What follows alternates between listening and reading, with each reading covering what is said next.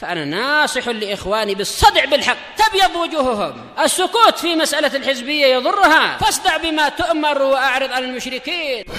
سلامي على دماج ورجالها والشيخ يحيى ودار العلم يا سعد بانيها. Bismillahirrahmanirrahim. Kita lanjutkan pembahasan dari syarah Sahih Bukhari ini. Qala rahimahullah al-babus sabi' wa tis'un, bab, dah gitu aja, bab. Baik. Yaitu al-hadisus sadis ba'da khamsimi'ah, 506. Haddatsana Ibrahim ibnul Mundhir. Beliau adalah Abu Ishaq al-Madani, siqah Abu Ishaq. Sering ya kalau Ibrahim kunyahnya Abu Ishaq, sering, tapi tidak selalu. Nah, cuma sering. Terkadang Abu Yakub. Qal haddatsana Abu Dhamrah. Abu Dhamrah ini Anas bin Iyad. Anas bin Iyad al-Madani, siqah. Qal haddatsana Musa bin Uqbah. Musa bin Uqbah, beliau adalah Abu Muhammad al-Madani, pakar sirah dari kalangan tabi'in. Dikatakan kitab sirah beliau kitab yang paling sahih. Sirah Nabi. Iya, sirah Nabawiyah Musa bin Uqbah. Ada di kitabnya. Ada, cuma nipis, tidak tebal-tebal. Biasanya yang tebal, biasanya ya tambah yang dhaif jadi tebal biasanya. Daripada kisah Rasulullah dapat wahyu di Gua Hira sampai wafat. Baik. Kemudian An-Nafi', Abu Abdullah Nafi' Maula Ibni Umar Al-Madani dari kalangan tabi'in. Musa bin Uqbah pun tabi'i juga.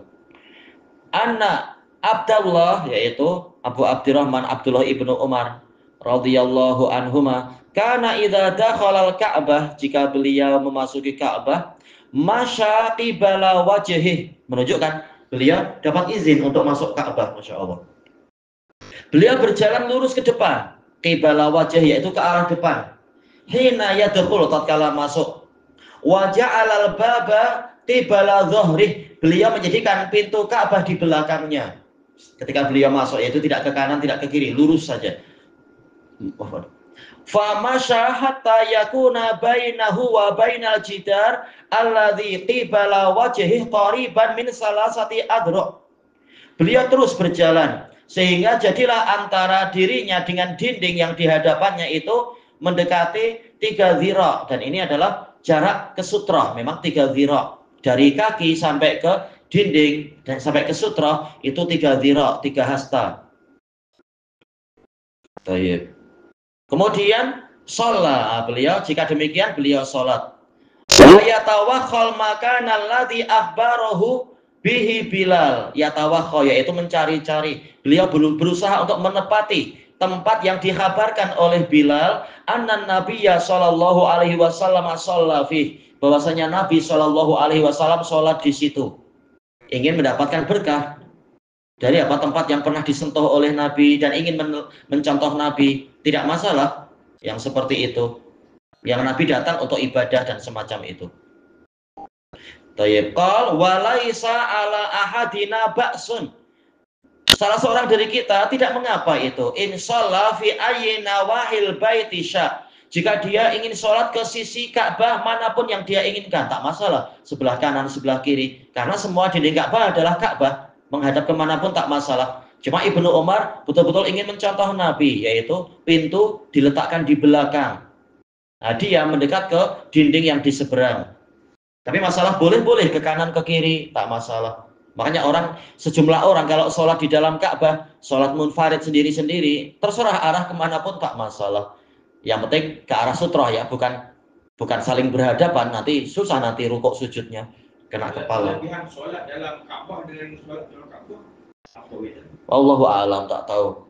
Cuma jelas ketika Nabi Ibrahim jelas membuat rumah itu untuk tempat sholat, maka menunjukkan itu yang paling utama di dalamnya. Itu adalah tempat sholatnya Nabi Ibrahim. Jelas dulu belum ada Masjidil Haram kan. Memang itulah rumah Allah. Nah, Ibrahim disuruh untuk sholat di situ. Menunjukkan itu yang paling utama kalau mampu. Makam Ibrahim. Bukan, maksudnya di dalam. Karena Nabi Ibrahim membuat masjid itu, membuat Ka'bah untuk dijadikan sebagai tempat sholat, bukan kosong-kosong. Memang untuk sholat di dalam dengan anaknya. Oh, macam masjid lah. Ya, menjadi masjid.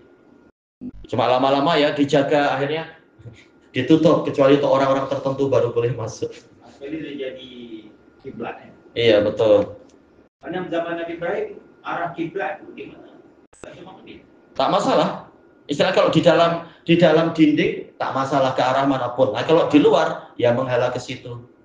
Sebagaimana orang kalau sebelah kiri ya ke arah situ juga ke arah apa itu? Ka'bahnya situ, tak masalah dari arah manapun. Jadi sama, yang di dalam yang di luar, yang penting menghadap ke salah satu dinding Ka'bah, tak masalah ke arah manapun. Cuma praktek Nabi Ibrahim gimana? Wallahu a'lam. Ketika di dalam tepatnya ke arah Syam atau ke arah Yaman atau gimana? Wallahu a'lam. Ya sujud rukuk pun kita tak tahu lah bentuk. Iya, tak tahu syariat masa lampau. Baik.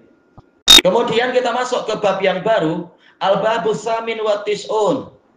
Bab as-salati ila rahilati wal ba'iri wasyajari war rahl.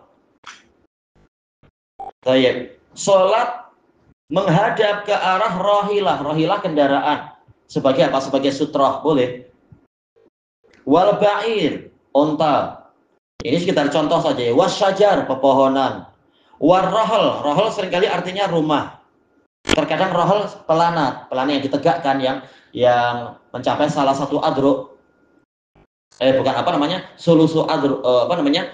Sulusai adruk 2/3 dhira minimalnya.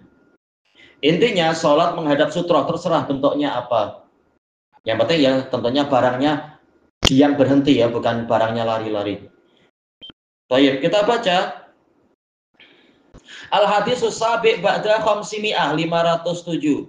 Haddatsana Muhammad ibnu Abi Bakar Al-Muqaddami Al-Basri, Abu Abdillah Al-Basri, siqah imam.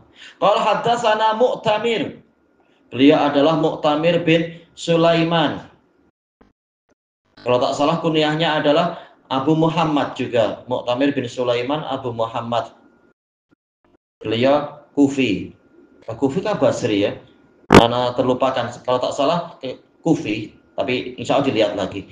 Baik. An Ubaidillah. Beliau adalah Abu Utsman. Ubaidullah bin Umar Al-Umari Al-Madani. An Nafi'. Nafi' sama dengan yang tadi. Abu Abdillah Nafi' Al-Madani. Maula Ibni Umar. Nama ayahnya tidak diketahui. An Ibni Umar Abu Abdurrahman Abdullah bin Umar ibnul Khattab Al-Adawi Al-Madani, termasuk sahabat yang paling banyak meriwayatkan hadis. Anin Nabi sallallahu alaihi wasallam. Dari Nabi sallallahu alaihi wasallam annahu kana yu'arridu rahilatah. Beliau menjadikan rahilahnya itu mu'arrad, yaitu menghadang di depan sebagai sutra. Sebagai tabir, fayusalli ilaiha.